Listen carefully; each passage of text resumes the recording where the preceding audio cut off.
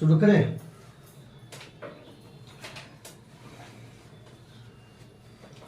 ये रिकॉर्डो देख लेते हैं। ये दुनिया ये महफिल मेरे काम की नहीं, किसको अदा कहूँ। हेलो सभी को गुड मॉर्निंग। सभी जग जाइए क्योंकि आज वीडियो देने में लेट हो गया, क्योंकि कल वीडियो रिकॉर्ड हुआ ही नहीं। रिकॉर्ड नहीं होने का कई प्रॉब्लम, तो कोई बात नहीं, लेट से ही सही लेकिन मिलेगा वीडियो जरूर। और आज का जो करंट है ना, एग्जाम में रामबाण साबित होगा। लिख लीजिए और चुटकी में याद करा देंगे। Tension free, tension free. और सबसे पहले आप लोग लाइक कीजिए ना, लाइक मजा आता है। आप लोग को लाइक देखते हैं ना तो हमको मजा लगता है और अच्छा से मैं वीडियो बनाता हूँ। दिन ब दिन इसकी कमियां को दूर करते जा रहा हूँ। आइए बिना समय गंवाए हुए आज का वीडियो शुरू कर रहे हैं। आइए तो सबसे पहले अपना सब आइए देखते हैं। इधर कहता थावे महोत्सव गोपालगंज में मनाया गया। मतलब थावे महोत्सव गोपालगंज में मनाया गया। मतलब बिहार का एक जिला है गोपालगंज। बिहार का क्या है? एक जिला है। बिहार के एक जिला है कौन? गोपालगंज। इसी में थावे महोत्सव मनाया गया। और जानते हैं कि बिहार का जाते हैं पेपर देने के लिए, बिहार का एग्जाम देने के लिए, तो ये काफी महत्वपूर्ण हो जाता है आपके एग्जाम के दृष्टिकोण से। तो इसको याद रखना जरूरी है, इसलिए कि मैं ये लेकर के आया हूँ। तो गोपालगंज का एक विशेषता है कि बिहार में जो है ना सर्वाधिक लिंगा अनुपात वाला जिला है। मतलब बिहार में सबसे अधिक लिंगानुपात जिला कौन है? वो है आपको गोपालगंज। हम अस्थिर से बोल रहे हैं और आपको दिख भी रहा होगा, क्योंकि मैं इस साइड पढ़ा रहा हूँ तो मैं इस साइड आ गया। अगर आप इस साइड पढ़ाऊंगा तो मैं इस साइड आ जाऊंगा। हाँ, अगर अब उस साइड पढ़ाऊंगा तो इस साइड आ गया, अब इस साइड पढ़ाऊंगा तो कुदक के इस साइड आ जाऊंगा। आपकी समस्या समाधान।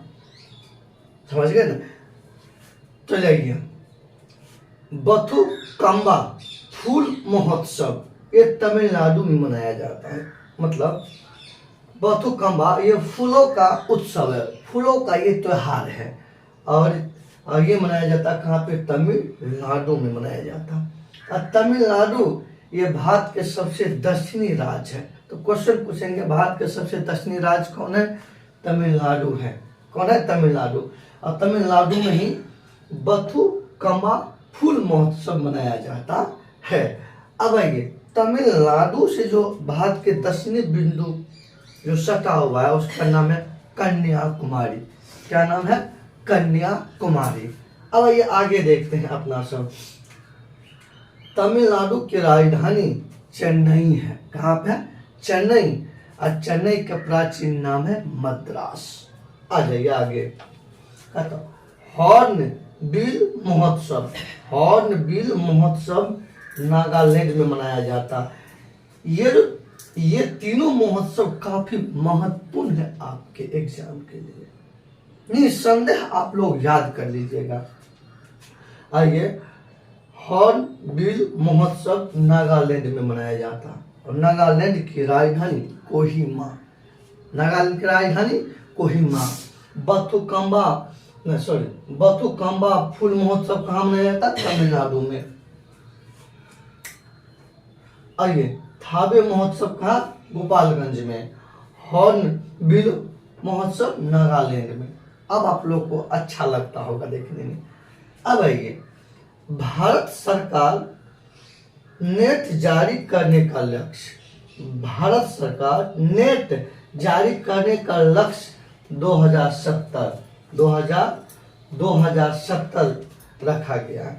मतलब नेट जारी करने का लक्ष्य का मीनिंग क्या होता है? इसका मतलब सब थोड़ा समझाइए ना। नेट जारी करने का लक्ष्य का मतलब होता है कि भारत सरकार ने लक्ष्य लिया है कि हम 2070 ईस्वी तक भारत में कार्बन की उत्सर्जन की को हम जीरो कर लेंगे, शून्य कर लेंगे। मतलब कार्बन क्या है? पर्यावरण प्रदूषण गैस है। कार्बन गैस से जो है ना पर्यावरण को प्रदूषण फैलता है, और इन्हें रोकने के लिए जो है ना भारत सरकार ने लक्ष्य लिया कि हम 2070 ईस्वी तक हम अपना देश में कार्बन की उत्सर्जन की संख्या 0 कर देंगे। तो आप लोग लिख लीजिएगा, नेट जारी करने का लक्ष्य लिख लीजिएगा कि भारत सरकार ने 2070 ईस्वी तक जो है ना कार्बन की उत्सर्जन 0% कर देगा। समझ गए?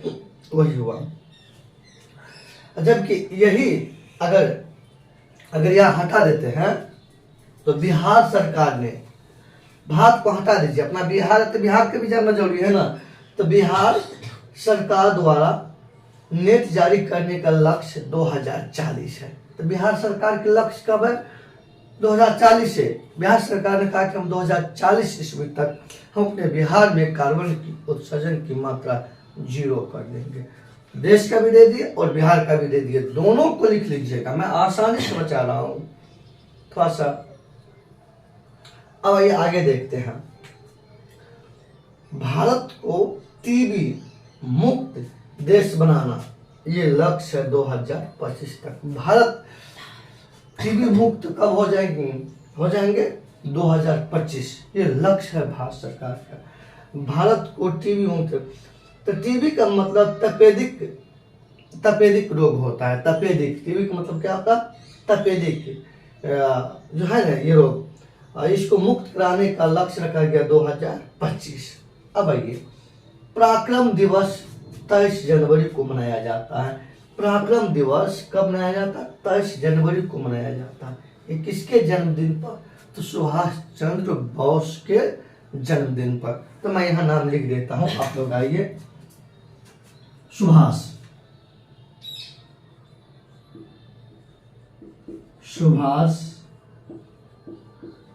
चंद्र बोस।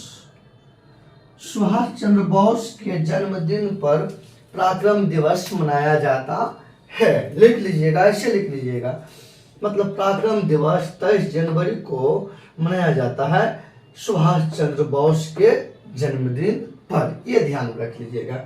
और सुभाष चंद्र बोस के मैं 2 नारा देता हूँ।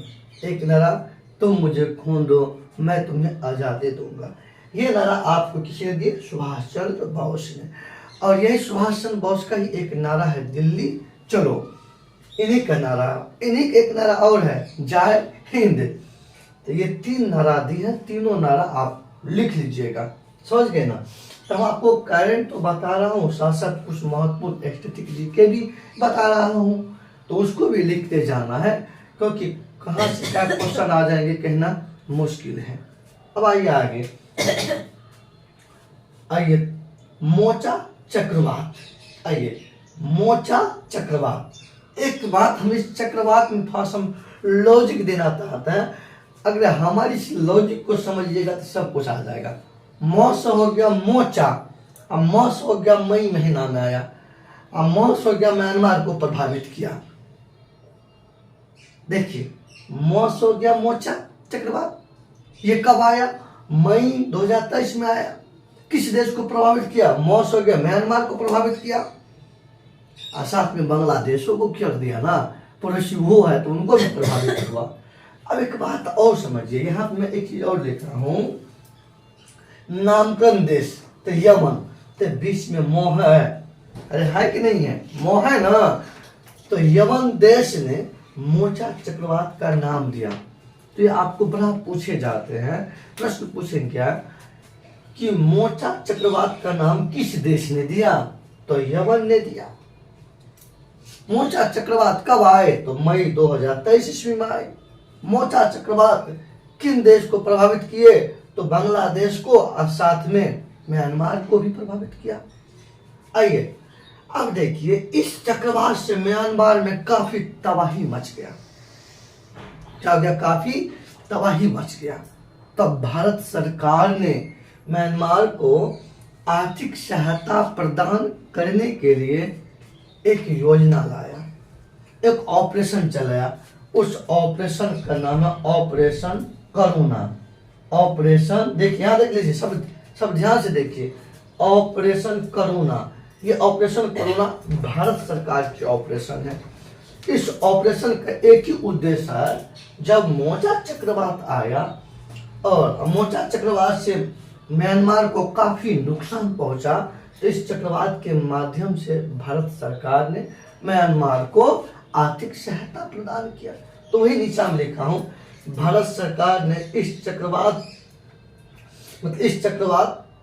से, यहां से लिखना पड़ेगा, इस चक्रवात से म्यांमार को आर्थिक सहायता प्रदान करने के लिए, मतलब कहने का विचार ये था कि ये चक्रवात आया, म्यांमार को काफी नुकसान पहुंचा, तो भारत सरकार ने आर्थिक सहायता प्रदान करने के लिए ऑपरेशन करुणा चलाया। अपना हिसाब से लिख लीजिएगा, अपना हिसाब से, मैं बोल दिया हूँ, समझा दिया हूँ आसानी से, तो लिख के आ जाइएगा। अब आइए निसार, NISAR, निसार। तो पहले आप लोग इस निसार का फुल फॉर्म लिखिएगा। आप लोग का ड्यूटी है, हर काम मैं नहीं करके दे दूंगा। आप छात्र हैं, आपको बेसी जरूरत है, आपको नहीं फुल रहा तो हम फुला देते हैं, समझ गए ना। आपको माइंड में नहीं आता है ना, तो हम आपको होमवर्क दे रहे हैं, कॉपी पे लिखा होना चाहिए, न तो गर्दा झाड़ देंगे। निसार का मतलब फुल फॉर्म कल हमको चाहिए। तो निसार एक उपग्रह है, सैटेलाइट है। निसार का है, एक उपग्रह है, और ये उपग्रह इसरो और नासा का संयुक्त मतलब मिला जुला है, दोनों क्या है। अब नासा ये अमेरिका के अंतरिक्ष केंद्र का नाम है नासा, और भारत के अंतरिक्ष केंद्र का नाम है इसरो। यो लिखिएगा जो बोल रहे हैं, खाली सुनिएगा नहीं। तो लिखिएगा अमेरिका अंतरिक्ष केंद्र का नाम हो गया नासा, और भारतीय अंतरिक्ष केंद्र का नाम हो गया इसरो। इस दोनों ने मिलकर के निसार उपग्रह बना रहे हैं। इसकी लॉन्च अगले साल होंगे। हो गया, इस साइड का तो हो गया, कोई दिक्कत नहीं हुआ होगा। अब ये इस साइड देखते हैं अपना सब।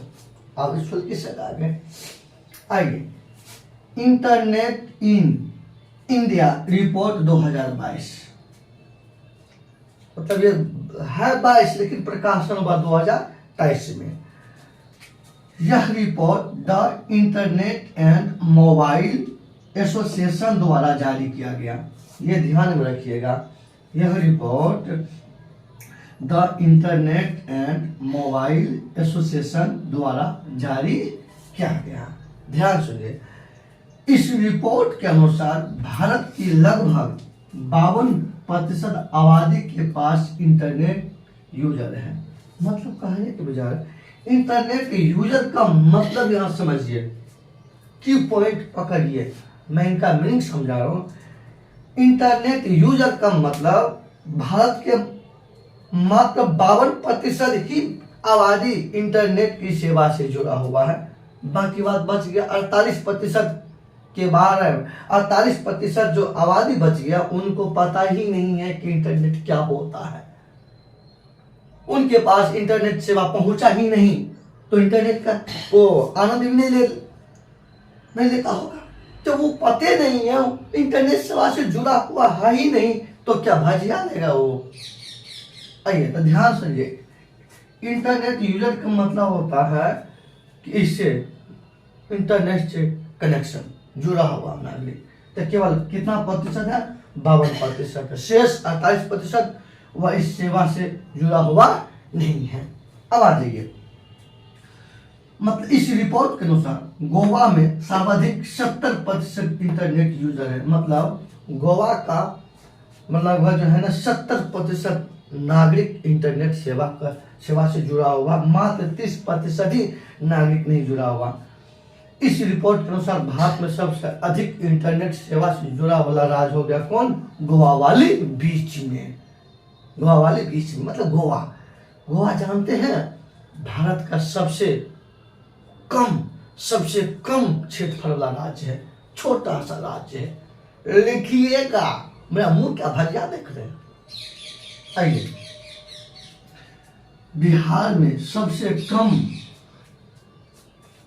यानी कि 32% इंटरनेट यूजर से जुड़ा हुआ है बिहार के। मतलब देखिए, मतलब भारत में हम सब कुछ में पीछे क्यों है? हम क्यों सबसे आगे होते हैं? हम भारत में सबसे कम इंटरनेट से जुड़े वाले राज्य है। मतलब 32% आबादी ही, बाकी बात आप लोग कितना हो गया, 68 हो गया ना, उसको पता नहीं है, उनको पता नहीं है। ये इंटरनेट केवल 32% सबसे कम हो गया बिहार। अब ये वन रिपोर्ट 2021 के अनुसार मैंग्रोव वनस्पति क्षेत्र रिपोर्ट 2021 के अनुसार कुल मैंग्रोव क्षेत्रफल, मतलब कुल मैंग्रोव क्षेत्रफल हो गया 4992 वर्ग किलोमीटर, मतलब 4992 वर्ग किलोमीटर है, जो देश के कुल क्षेत्रफल के 0.15% है। तो प्रश्न पूछेंगे, और पिछला रिपोर्ट के अनुसार, पिछला रिपोर्ट 2019 में जारी हुआ, उसके बाद 21 में, तो इस 2 साल में जो है ना 17 किलोमीटर जो है ना मैंग्रोव वनस्पति क्षेत्र में वृद्धि हुआ। कि सर मैंग्रोव क्या होता है?